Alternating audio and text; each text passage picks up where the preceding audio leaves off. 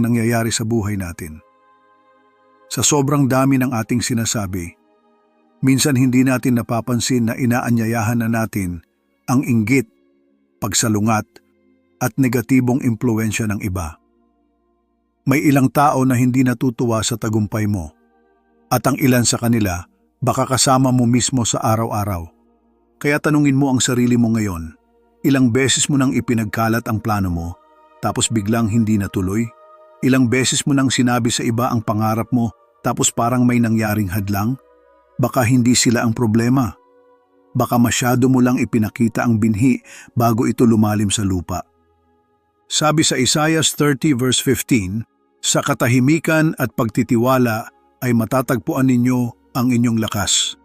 Ngunit marami ang hindi nakikinig. Marami ang napapalayo sa plano ng Diyos dahil hindi marunong manahimik.